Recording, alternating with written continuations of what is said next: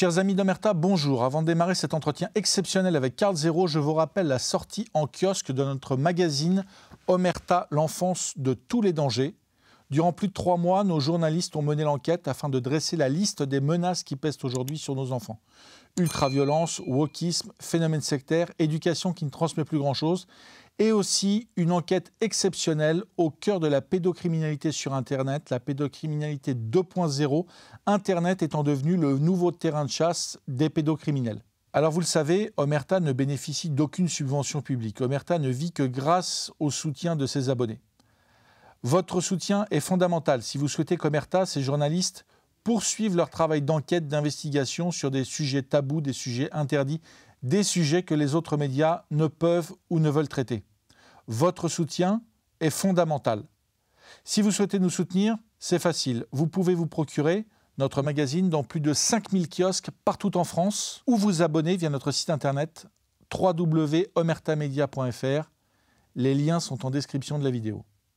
Nous recevons aujourd'hui Karl Zéro, ancien animateur vedette de Canal+, pour son interview exclusive de Marc Dutroux. Sa vision de l'histoire, son implication, l'implication d'autres personnes, c'est quelque chose qui n'a jamais été révélé par aucun média. Non, qui est un secret qui est bien caché depuis le procès de Marc Dutroux en 2004, il y a 20 ans, et depuis l'arrestation de Dutroux en 1996, il y a donc 28 ans. Effectivement, alors j'ai pas fait d'échange en fait. Moi j'ai envoyé des questions via son avocat, Marc Dutroux, et Marc Dutroux m'a répondu en une fois, mais il m'a répondu 100 pages dans lesquelles il y a à boire et à manger. Il y a des trucs que j'ai toujours pas compris pourquoi il me les envoyait. Par exemple, une photo de lui en train de réparer un mur quand il était jeune. C'est peut-être pour me montrer qu'il réparait des murs. Ou des lettres, des échanges de lettres avec son épouse, qui n'apportent rien au dossier, qui n'apportent rien à mes questions. C'est son côté, on va dire, un peu cryptique. Il faut dire que, d'abord, que Marc Dutroux est un psychopathe, un assassin et une saloperie. Puisque son rôle d'homme de main consistait à rapter des fillettes ou des adolescentes et à les conserver chez lui jusqu'à ce qu'elles soient prises en main par les commanditaires. Et au fond, tout mon questionnement est autour de ces commanditaires. C'est-à-dire qu'il a été jugé comme un prédateur isolé et j'ai toujours eu un goût, moi, un arrière-goût c'est quand même pas possible d'enlever, parce que là, il s'agissait quand même, il y avait 6 filles, pour son propre plaisir, enlever 6 filles et les garder chez soi, ça n'existe pas. Si tu prends même Michel Fourniret, il va rapter une petite, il va la violer, il va la tuer et il va aller l'enterrer. Il ne va pas les garder chez lui. Donc il n'y a aucune raison logique pour que Dutroux agisse seul avec sa femme, qui ne viole pas, et un complice, Michel Lelièvre, les 3 seuls qui vont prendre véritablement des peines de prison. Donc le plus simple, c'était de lui demander. Et le plus simple était donc d'appeler l'avocat, qui s'appelle Bruno Daillez, et de dire, cher maître, voilà, j'ai ce sentiment d'inachevé. Je voudrais comprendre, et je pense qu'il faut poser la question à Dutroux. On a discuté, on a vu que nos intérêts étaient d'une certaine façon convergents. Moi, parce que je pense qu'il est bon que la vérité soit sue, notamment pour les parents des victimes, et lui, parce qu'il est en charge de la défense de Dutroux, lequel Dutroux aimerait bien sortir un jour. C'est pas demain la veille, puisqu'ils ont inventé pour lui spécialement un tribunal, on va dire une section spéciale composée de 5 juges. Il faut qu'il y ait une majorité pour qu'il puisse sortir. Ça n'arrivera donc pas, vraisemblablement. Et je dirais que, à la limite, il vaut mieux pour lui, parce qu'il est évident qu'il ne ferait pas de vieux os dehors. Ce phénomène de pédophilie, on peut le faire remonter, je dirais, aux années 68. Je dirais que la vague des nouveaux philosophes, on prend l'exemple de la Libération, qui est un exemple facile à prendre, c'est-à-dire qu'il y a eu une promotion à un moment donné de la sexualité entre mineurs, entre adolescents et adultes. Et puis, on a l'impression qu'il y a eu, avec peut-être l'affaire Dutroux, qui a mis peut-être une lumière sur ce danger. Il y a une espèce de recul médiatique de ces pratiques. Et le phénomène à l'échelle individuelle, c'est, je dirais, on a des faits divers quasiment tous les mois, par exemple Nordal-Lelandais, etc. Est-ce que toi, est-ce que tu considères que c'est un phénomène qui est en expansion ou alors, je dirais, il y a aujourd'hui une espèce de protection morale qui discrédite, qui interdit ce genre de pratique? Non, je crois que c'est un phénomène qui est infiniment plus aujourd'hui en expansion qu'il ne l'était dans les années 70 dont tu parles, ou même à l'époque de Dutroux. Parce qu'il y a des outils informatiques qui permettent d'être en lien avec des enfants. D'ailleurs, dans ton magazine Omerta, tu en as largement parlé dans le dernier numéro. Donc, il y a maintenant la cyberpédocriminalité qui permet de créer des réseaux, mais qui sont des réseaux virtuels, des réseaux en ligne, où il y a des gens qui s'échangent des images qu'ils ont filmées soit à la maison, soit en ayant eux-mêmes trouvé des images qu'ils ont repompées et qui renvoient, les autres leur renvoient des images. Et après, il se crée évidemment la possibilité de pouvoir commander en ligne des viols d'enfants qui vont se produire, qui vont être de vrais enfants, je veux dire, c'est pas de l'IA, hein, qui vont avoir lieu, je sais pas où, à Manille, en Thaïlande, en Ukraine, en Roumanie, et de payer pour voir ça. Et puis, il y a aussi tout le phénomène, je dirais, de prostitution de plus en plus infantile, en réalité, puisque on voit maintenant que, notamment dans les banlieues, beaucoup de jeunes filles se prostituent dès 13-14 ans, tout ça pour avoir le sac Gucci dont elles rêvent au bout de X passes.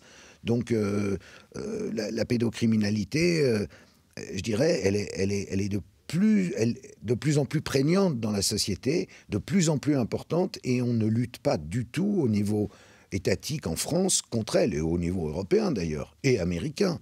On laisse faire d'une certaine façon. Et à un moment, il faut que des citoyens comme nous se lèvent et disent stop. Parce que sinon, ça continuera, ça continuera.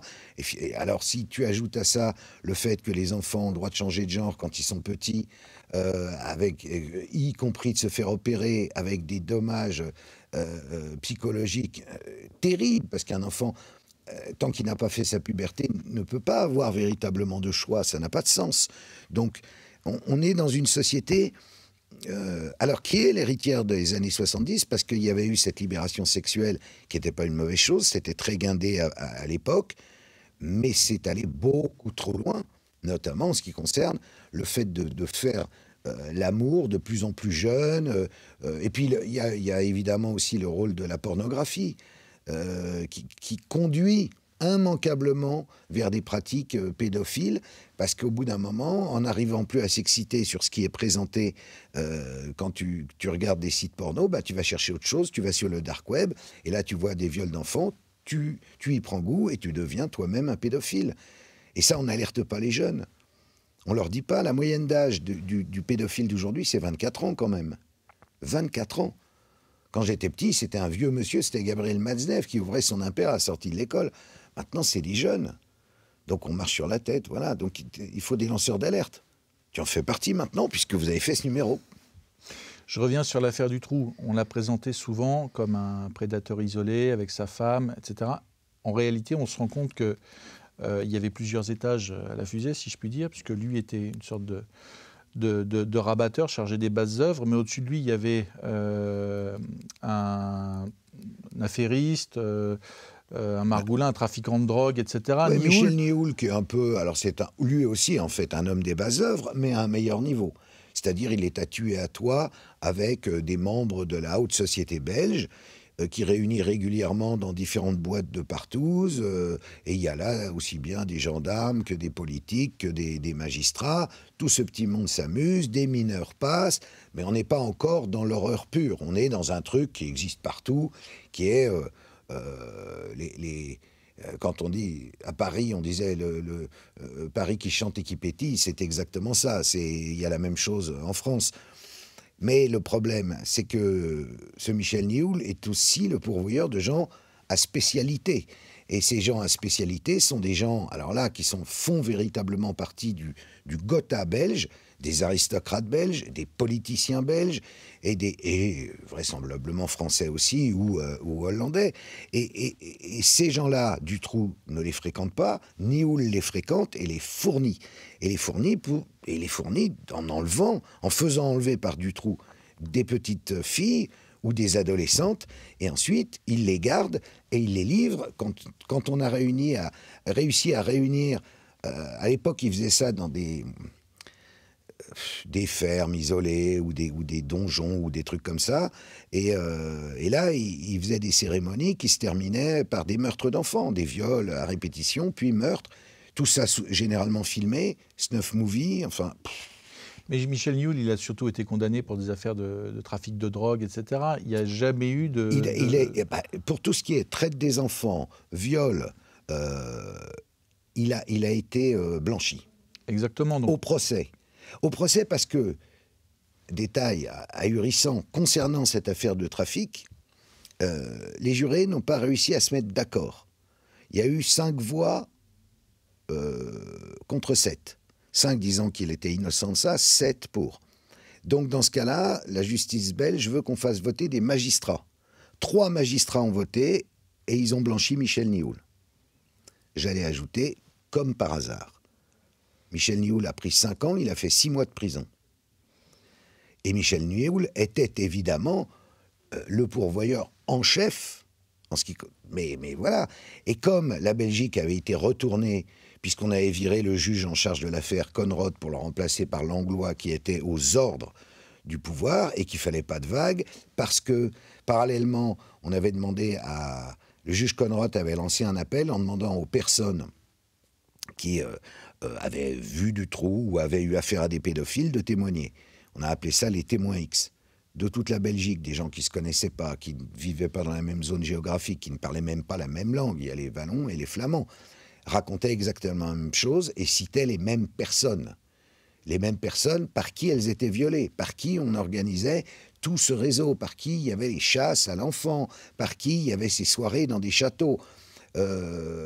On croirait un délire, on dirait, mais c'est pas un délire, malheureusement. Ces gens ont témoigné et la parole de ces gens, après avoir été écoutée par des gendarmes responsables et un juge responsable, a été jetée aux orties. On a viré les gendarmes, on a viré le juge, on a remplacé le juge et on a dit terminé, il n'y a plus rien à voir. Dutroux est un prédateur isolé. C'était faux. Toi, ce que tu dis, c'est qu'on sait que donc, Michel Nioul était le, entre guillemets, espèce de dealer d'enfants. Dealer de tout, de drogue, d'enfants, de bagnoles. Pour la drogue, il a été condamné. Pour les enfants, il n'a pas été condamné. Malgré tout, toi, tu dis que Michel Nioul fournissait des enfants pour les soirées de la haute société. Mais bien sûr, mais les enfants enlevés par Dutroux étaient donnés ensuite à Nioul.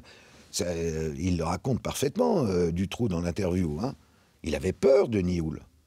Nioul venait chercher les enfants, Nioul venait inspecter la maison, Nioul voulait voir si les enfants étaient en bonne forme, et ainsi de suite. Sa terreur, c'était parce que Nioul était entouré de ce que Dutroux appelle la bande de Courcelles, qui n'étaient pas des gens spécialement gentils, et qui faisaient très peur à Dutroux aussi. Il ne faut pas oublier que Dutroux, tout pédophile et assassin qu'il est, avait lui-même une femme et 2 enfants. Il avait peur pour sa femme, peur pour ses enfants. C'est pas Hannibal Lecter dans Le silence des agneaux, Dutroux. Est-ce qu'il regrette Dutroux aujourd'hui ? Il dit qu'il regrette, il dit qu'il pense chaque jour aux petites victimes, mais il en fait des tonnes. Moi, je crois qu'il regrette pas tellement, parce que pour lui, un essieu de camion ou une petite fille, c'est pareil. Il se rend pas vraiment compte. C'est un psychopathe. Il n'a pas de... Comment dire ? Il n'a pas d'affect. Il s'en fout. Mais il dit, quand même, c'est pas normal que ce soit moi qui prenne tout. C'est vrai qu'il a tout pris. C'est le lampiste. Ce qu'il faut expliquer aux auditeurs, ce que tu expliques très bien, c'est qu'il y a dans les phénomènes de pédocriminalité, il y a des prédateurs isolés, comme Fourniret, qui travaillent pour leur propre compte, et il y a finalement ces rabatteurs qui ne sont que, je dirais, le commencement d'une chaîne d'approvisionnement.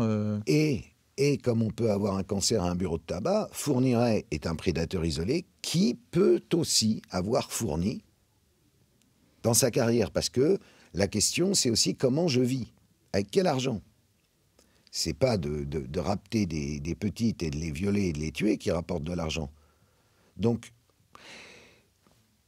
évidemment, c'est complexe parce que dans l'affaire Fourniret, il y a une petite d'origine thaïlandaise dont le prénom était Maniana et qui se retrouve violée et tuée par Fourniret, mais il va déposer son corps dans le jardin du procureur du roi de l'affaire Dutroux, le procureur Michel Bourlet, qui est d'ailleurs interviewé aussi dans l'envers des affaires. Pour quelle raison? Un signal, il veut dire quelque chose. C'est très étrange. C'est très étrange. Donc, il peut parfaitement y avoir des... Enfin, faut pas imaginer qu'il y a qu'une casquette en vrai. Ce que tu dis est vrai. Il peut y avoir... Mais il y a toujours un doute. Et comme on nous a toujours servi l'histoire du prédateur isolé, qui plaît, parce que c'est l'histoire des contes pour enfants, c'est l'ogre, c'est... alors ça rappelle à tout le monde quelque chose, le très méchant monsieur. Mais ce très méchant monsieur, il a besoin de croûter aussi. Il a besoin de vivre. Donc, il peut rendre des services. Il peut répondre à des commandes. Certains... Dutroux, lui, c'est véritablement un trafiquant. Avant toute chose. Il trafique toutes sortes de choses. Et tout se vaut. Il n'y a pas entre un sachet de pilules d'ecstasy ou une petite fille. Bon, c'est un trafic et il va prendre quelque chose au passage. Fourniret, c'est un serial killer. Il tue. Mais ces gens se croisent, ces gens se rencontrent, ces gens se connaissent. Ils rencontrent d'autres pédophiles, certains qui ne sont pas des assassins. Après, peut-être d'autres veulent visionner. À l'époque, c'était des cassettes vidéo. Peut-être il va filmer. On ne sait pas, en fait. Et comme il n'y a jamais d'enquête, pourquoi il n'y a jamais d'enquête? Parce qu'on ne veut pas que ça remonte. C'est toujours le mot d'ordre, c'est « je ne veux pas de problème ».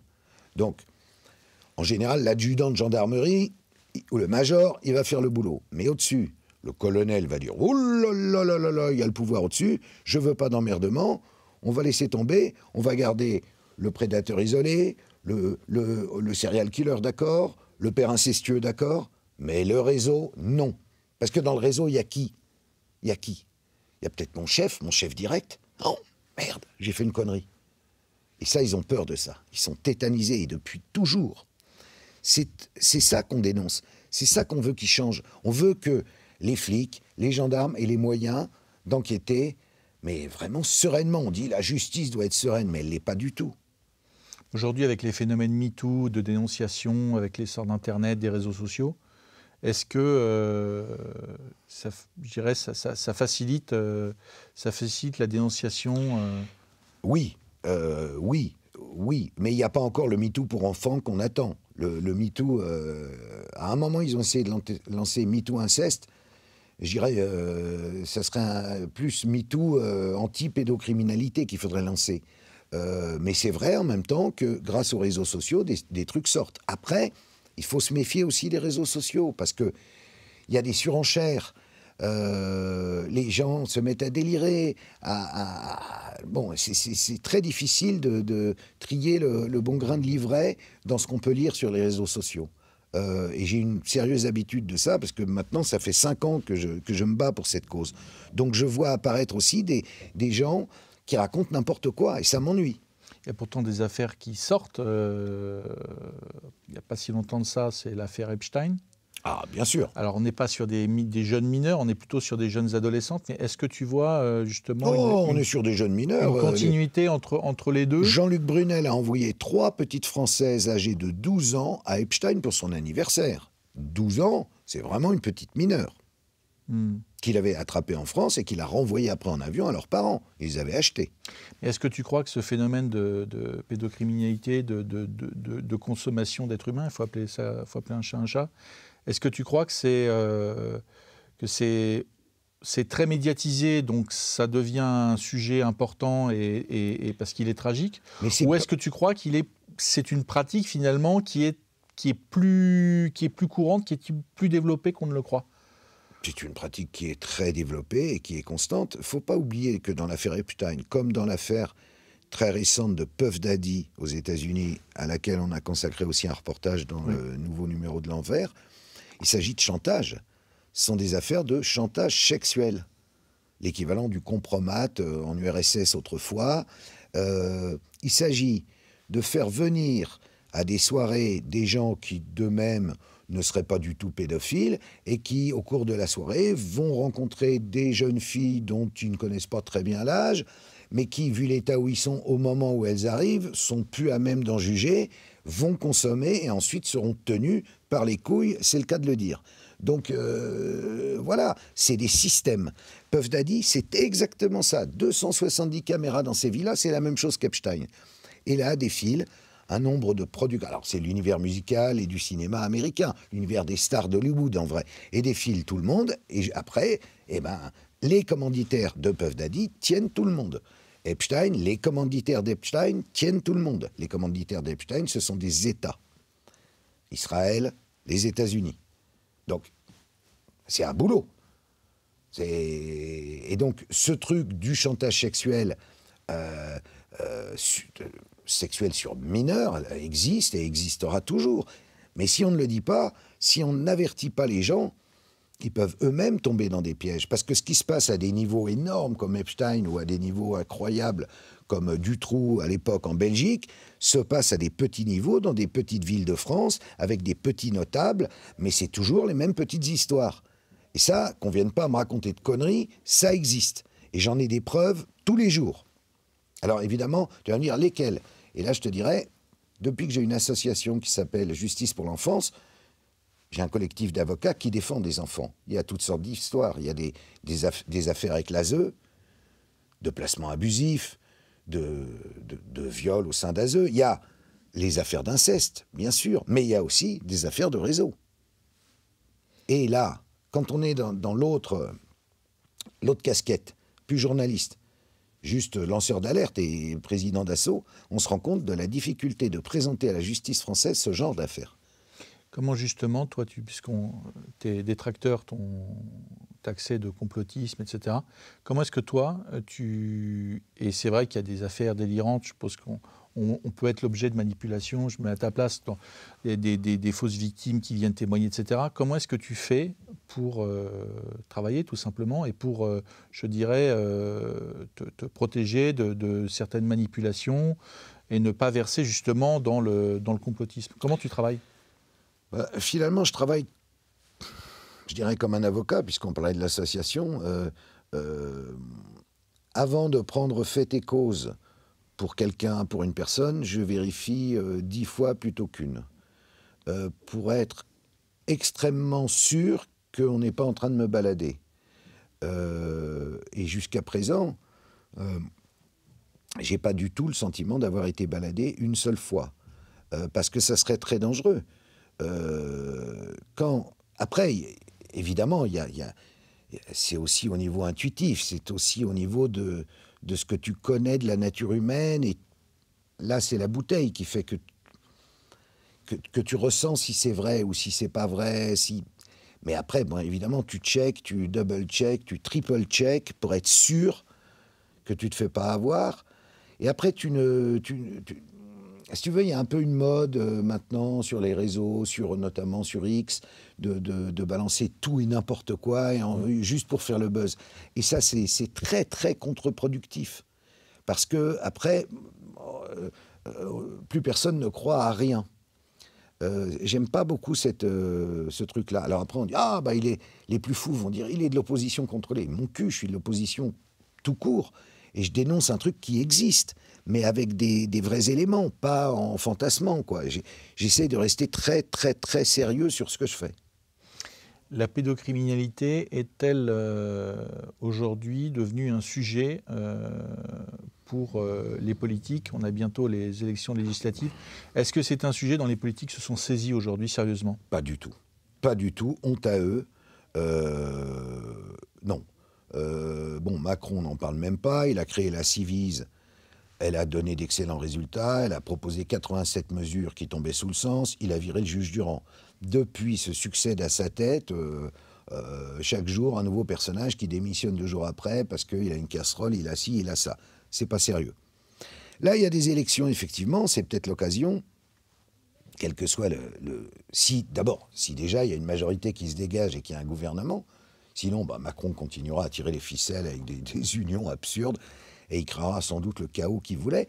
Si une majorité se dégage, j'espère qu'elle aura à cœur, alors il le jure, la main sur le cœur évidemment, en période préélectorale, mais de prendre à cœur la défense des enfants.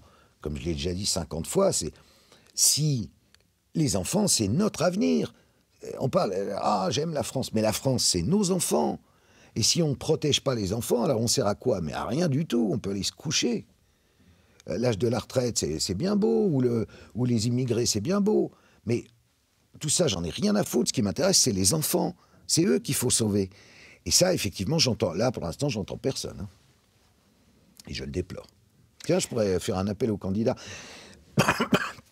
J'avais fait un film, 1 sur 5, qu'on peut encore voir, qui traitait de la France pédolande. Ensuite, j'ai fait 1 sur 5 face aux candidats. On ne peut pas dire qu'ils soient bousculés. Certains se sont fait excuser, d'autres ne sont pas venus. Marine Le Pen, et Dieu sait que je ne suis pas pour Marine Le Pen, mais elle est venue, elle avait un vrai... Elle avait des trucs à dire. Et curieusement, Anne Hidalgo, tu vas me dire, Anne Hidalgo, ça fait rire tout le monde. Mais Anne Hidalgo, le PS avait un programme là-dessus. Les autres, ils étaient aux abonnés absents. Globalement, c'était n'importe quoi. Mélenchon n'est même pas venu. Zemmour, non plus. Enfin... Comment t'expliques que Sound of Silence a été démonté par la critique au point qu'il n'a pas été diffusé dans je crois, donc vraiment ça se compte sur les doigts d'une main dans quelques salles de cinéma, alors que finalement il n'y a rien d'extraordinaire dans le film. Enfin, c'est un film sur le trafic humain. Voilà.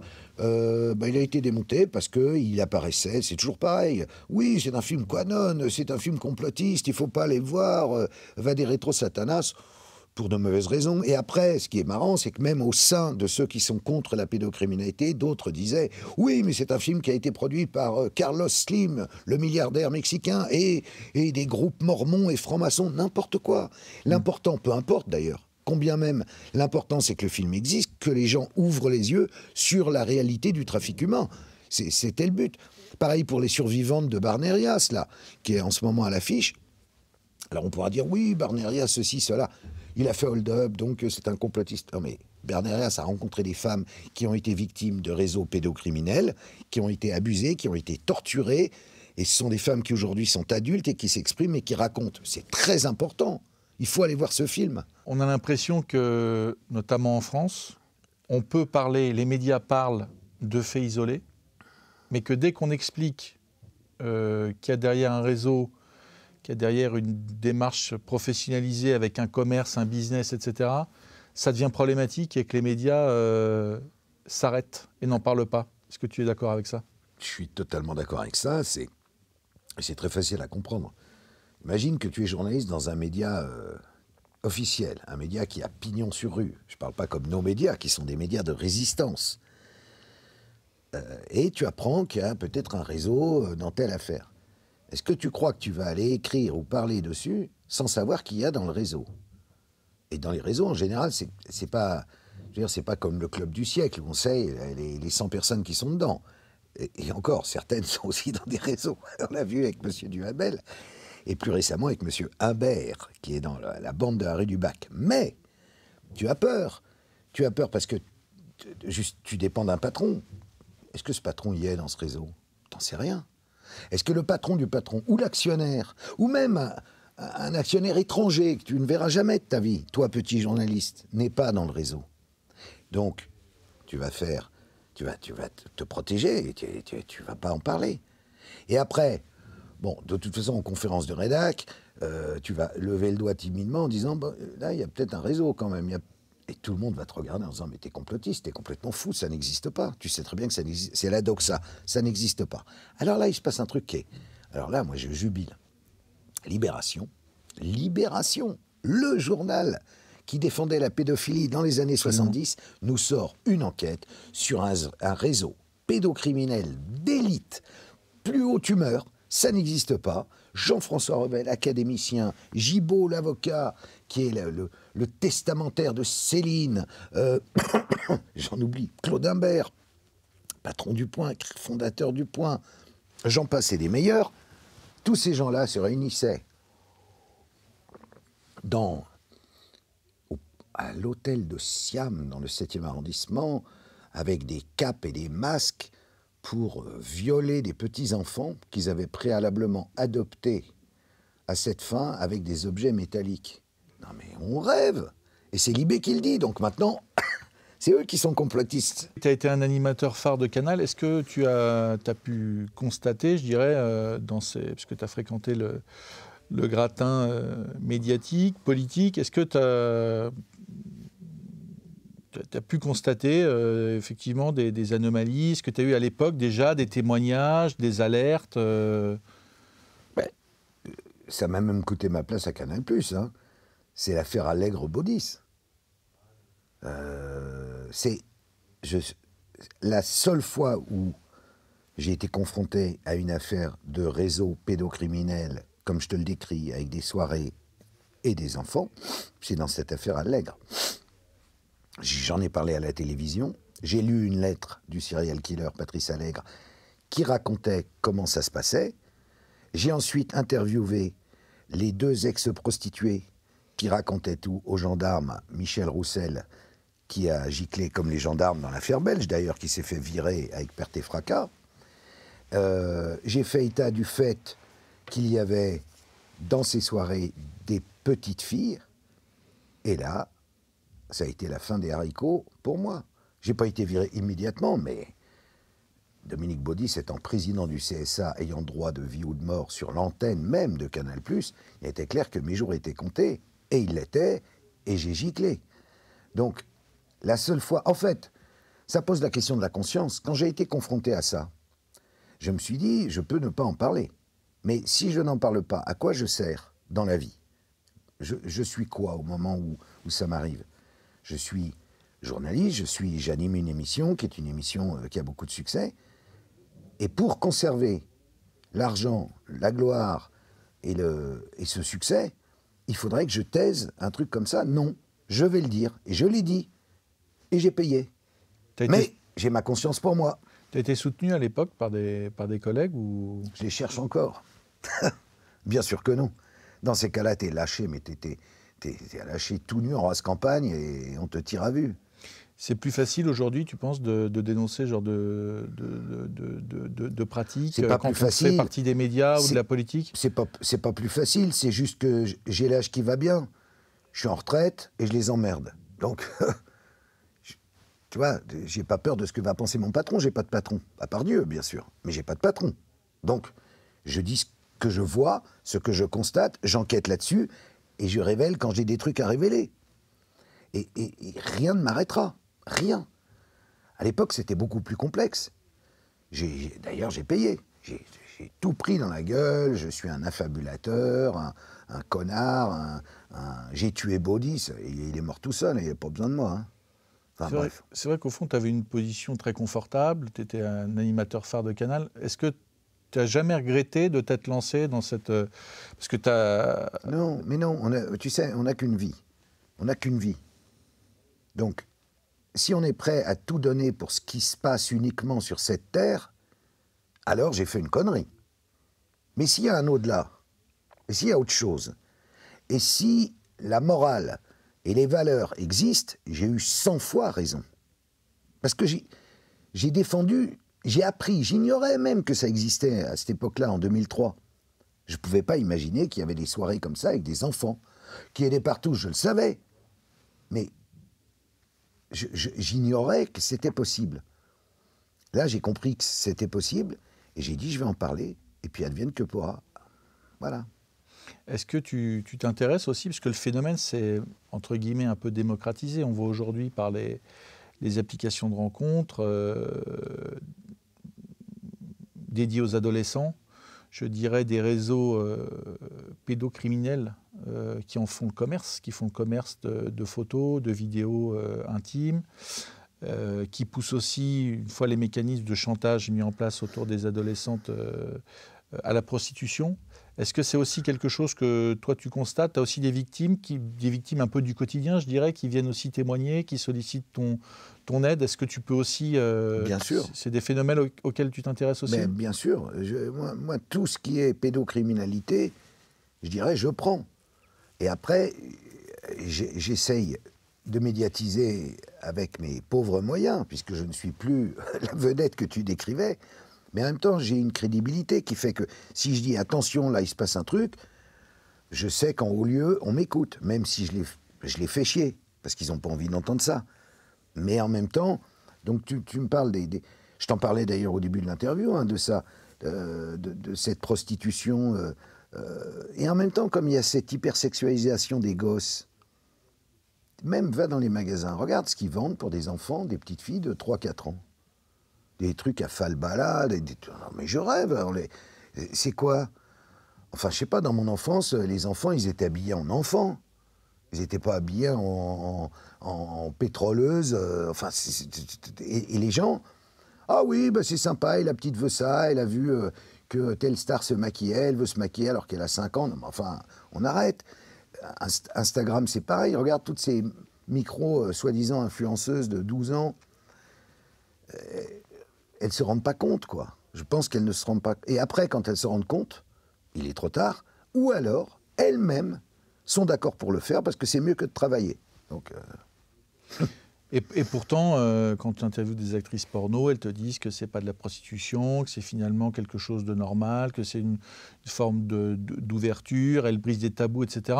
Toi qui as grandi dans les années 70, tu confirmes que tu as vu cette dégradation et finalement cette chaîne assez logique entre l'essor de la société de consommation, l'essor de la prostitution, l'hypersexualisation des enfants, tout ça est un ensemble, je dirais, cohérent pour toi? Oui, qui va dans le sens du mal. Oui, c'est la lutte entre le bien et le mal. Et ça, c'est un des visages du mal, c'est évidemment celui-là. Et qui aboutit à la pédocriminalité. Donc c'est celui contre lequel je lutte. Pendant le Covid, on me disait, tu devrais lutter avec nous contre le vaccin et tout. Mais je ne peux pas lutter contre tout. On n'a qu'une vie, comme je le disais. Moi, c'est ce chemin-là. Le mal est partout. Méfie-toi, Charles, le mal rôde. Tu sors ton magazine, là, donc dédié à l'affaire du trou, mais pas seulement. Il y a aussi effectivement le rappeur Puff Daddy. Tu viens de dire que Libération sortait aussi un dossier. Est-ce que tu penses que le traitement médiatique qui va être consacré à ton magazine, je dirais, peut être à la hauteur des enjeux ou alors on laisse Libération parler de ce sujet, mais toi, à contrario, oui, il ne faut pas trop que ça s'entende. Voilà, bien entendu, il y aura comme d'habitude, de la part des médias traditionnels, ils ne vont pas reprendre l'interview du trou, ils ne vont pas en faire état. Je compte sur les gens, je compte sur les citoyens, je compte sur pour l'acheter, regarder, lire et comprendre. Je préférerais, bien entendu, que mon enquête soit publiée par Libération. Mais pour cela, il faudrait que je sois dans le système. Et je ne suis pas dans le système. Et pourquoi je ne suis pas dans le système? Parce que le système tait cette réalité de la pédocriminalité. Donc ils ne veulent pas de moi. Le jour où, et peut-être grâce à ce média dominant, Libération, qui publie cette enquête, ils vont commencer à reconnaître que les réseaux pédocriminels existent, puisque c'est quand même l'histoire d'un réseau pédocriminel, ça va peut-être changer les choses, et dans ce cas-là, alors tout sera pardonné, ils me réinviteront dans des grands médias, tu vois. Mais en fait, peu importe, l'important c'est de le dire. Après, qu'on ait un petit entonnoir ou un énorme entonnoir pour crier, l'important c'est de le dire. Et c'est ce que je fais. Et tu ne peux pas dire que je ne le fais pas sérieusement depuis des années. Mais est-ce que cette lutte contre la pédocriminalité peut, se démocratiser? Tu disais tout à l'heure le lancement d'un MeToo inceste. On a vu par exemple Judith Godrèche qui disait avoir été abusée quand elle était encore adolescente, etc. Est-ce que c'est quand même, malgré la chape de plomb de certains médias et de certaines élites, est-ce que c'est en train de monter? Est-ce que tu sens que c'est en train de bouillir? Ah bah oui, je vois la différence avec il y a 5 ans, 4 ans, 3 ans, 2 ans et 1 an. Je vois qu'aujourd'hui, notre travail, pas que moi, hein, le travail de tous ceux qui luttent contre la pédocriminalité, paye. Et petit à petit, maintenant, les gens savent. Les médias font semblant de ne pas savoir. Mais les gens, et la très grande majorité des gens, savent que ça existe et donc sont vent debout contre la pédocriminalité. Et un jour ou l'autre, Les médias vont calancher comme toujours. On croit que c'est comme du temps de l'URSS, on disait jamais le bloc de l'Est ne s'effondrera. Puis s'effondrer comme un vieux château de cartes tout pourri en 2 secondes. Et bien là, le mur du silence, de l'omerta et du déni face à la pédocriminalité, il va fondre comme neige au soleil en un jour. En un jour. On y travaille. Pourquoi, à ton avis, Dutroux, qui n'a jamais parlé depuis qu'il est en prison, a décidé de te répondre et souhaitait se libérer d'une charge ou... Je pense que... Je ne sais même pas s'il me connaissait avant. Il m'écrit, il fait « Bonjour Karl ». Mais si j'ai bonne mémoire, le vrai journal a commencé en 96, c'est exactement quand il a été arrêté.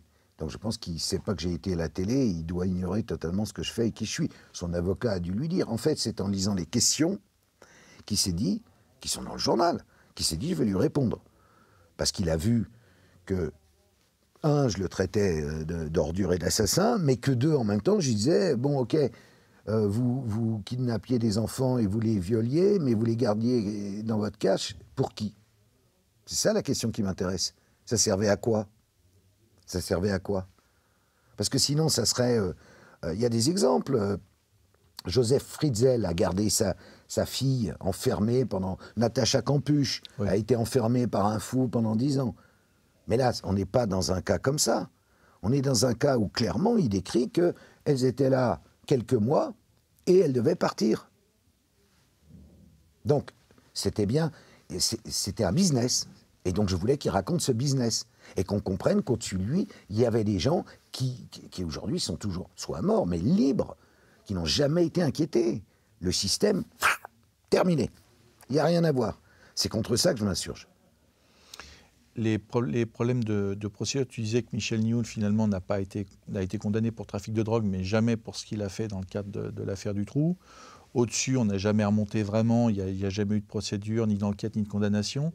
Est-ce que c'est un dysfonctionnement, je dirais, des années 90, parce que le phénomène était nouveau, et puis parce qu'on était en état de choc, etc. Est-ce que ces problèmes liés à l'enquête, le fait que finalement ça n'aboutisse très peu, voire pas du tout, est-ce que c'est quelque chose qui serait possible aujourd'hui en 2024 ? Bien entendu. Bien entendu. C'est toute la difficulté de faire sortir ce genre d'affaires. Parce que... les mots d'ordre vont aller très très vite. Dès lors qu'il y aura le nom d'une personnalité, on n'aura jamais la vérité. Jamais. Il va y avoir des coups de fil entre le pouvoir politique, le parquet, machin, et terminé. Donc on n'a absolument pas évolué, au contraire, depuis l'affaire Dutroux. Au moins au début de Dutroux, il y a eu un vrai juge, Conrott, qui a essayé, des vrais gendarmes, Aimé Bill et Michel Klipp, qui sont interviewés dans le journal, qui ont essayé de faire l'enquête. Et on les a arrêtés. Aujourd'hui, je pense qu'il n'y aurait même pas d'enquête. Même pas d'enquête. L'enquête serait arrêtée tout de suite. Si une enquête pour inceste, peut-être, et encore. Mais une enquête sur un réseau, jamais. Jamais. Pourquoi Libé a attendu 40 ans pour sortir ce qu'ils appellent la bande, pour ne pas dire réseau, de la rue du Bac avec les sommités? Parce que c'est insortable. Parce qu'ils ont tous peur. Il n'y a pas que les médias qui ont peur. On parlait du journaliste qui a peur de Dieu sait quel actionnaire. Mais le magistrat a peur. L'avocat a peur. Le juge a peur. Ils ont tous peur. Il faut faire péter cette peur. Karl Zéro, merci pour cet entretien. Et Merci, je vous rappelle, Charles. chers auditeurs, la sortie dans tous les kiosques du magazine L'Envers des Affaires, disponible donc en kiosque et sur le site internet karlzero.tv. À très bientôt.